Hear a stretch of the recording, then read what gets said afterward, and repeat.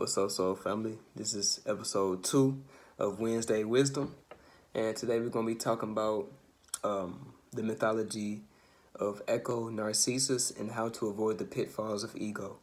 So let's go ahead and get right into it. As a disclaimer, I'm not going to be giving a full rundown of the Echo and Narcissus mythology.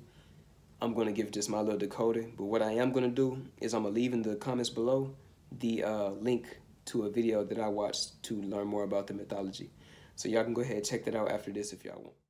Alright, so the main character in this mythology is known as Narcissus. And the only thing he's well known for is being the most beautiful man in all of Greece.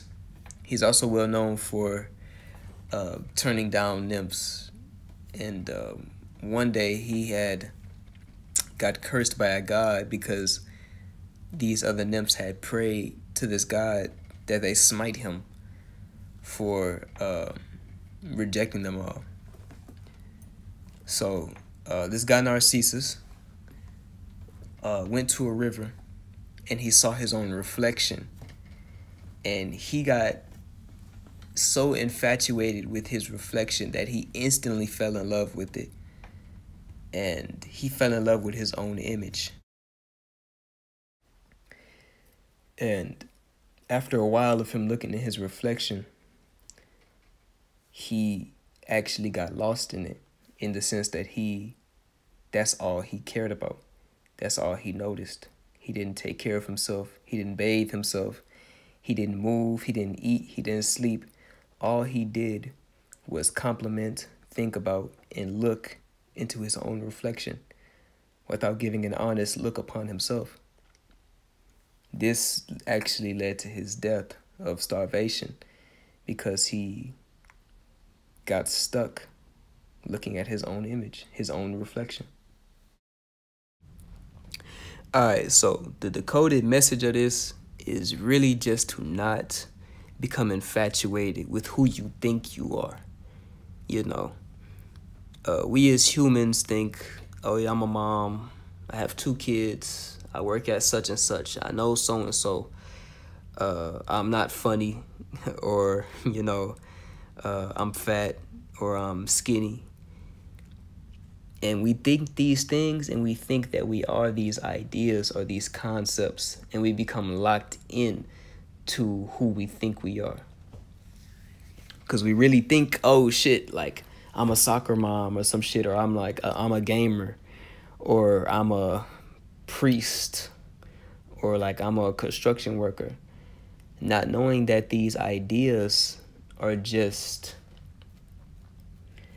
ideas. They're not really you. You know, they're only, you know, what you do. They're not your true identity, which is your true identity is the eternal you outside of concept and idea. That's what Narcissus didn't understand. When he saw his reflection, he fell in love with it. He thought that he saw himself, and he basically fell in love with his reflection, but not his true self. Because the him that was in the water was only a mirror image of who he was. But he didn't worship himself, he worshiped his image. And where he fucked up at is he neglected all his true needs. He didn't recognize his true self, which is more than his reflection. And in the story, his true self died. He lost his true self to his image, to his idea. Also, another aspect of the story is the relationship between Narcissus and the nymph Echo, which is the mythological representation of the ego. And basically, Echo in this mythology is known as a blabbermouth nymph who loves to use flattery to get her way. And her favorite thing is to always get the last word.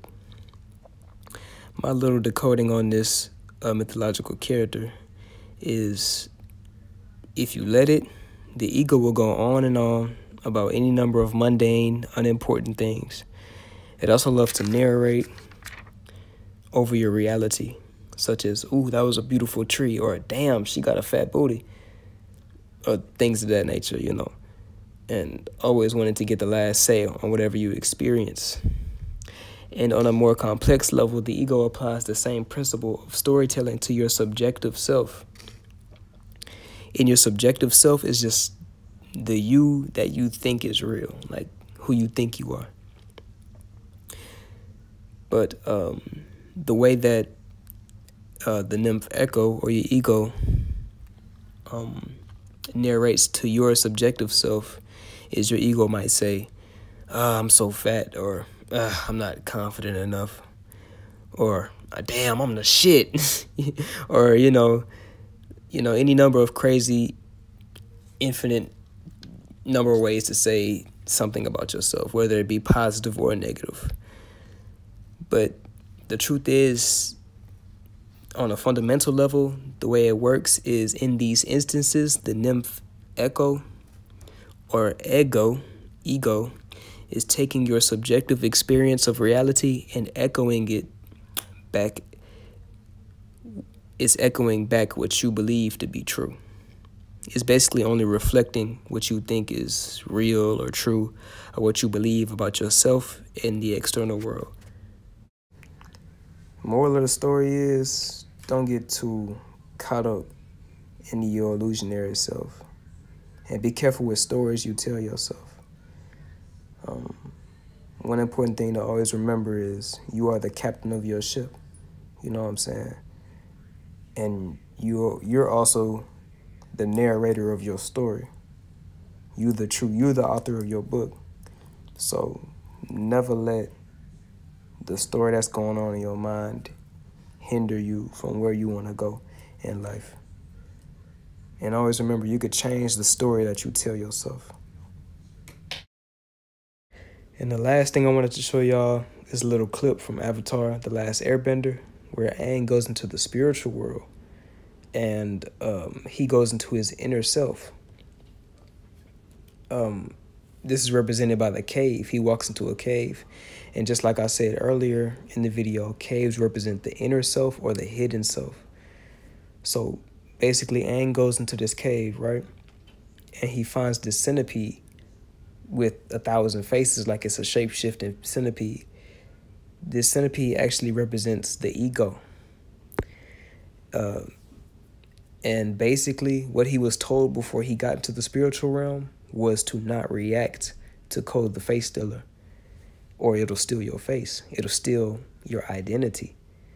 So just remember, y'all, like, if you react to your ego, it's going to adapt, and it's going to change. It's going to take on your identity, So I just thought it was a really cool clip. So check it out, and I'll see y'all later.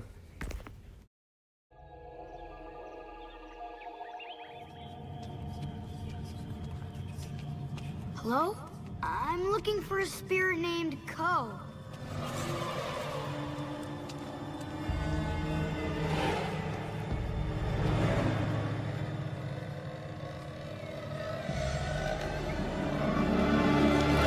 Welcome. Thank you. My old friend, the Avatar. It's been a long time. You know me? How could I forget you? One of your previous incarnations tried to slay me. Maybe 800 or 900 years ago. I didn't know that. Why did he or I try to kill you? Oh, it was something about stealing the face of someone you loved.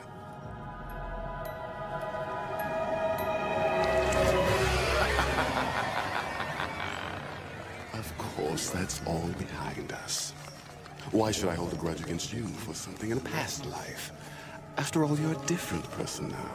You've come to me with a new face. It's been a long time since I've added a child's face to my collection. So, how may I help you? I need to find the moon and the ocean.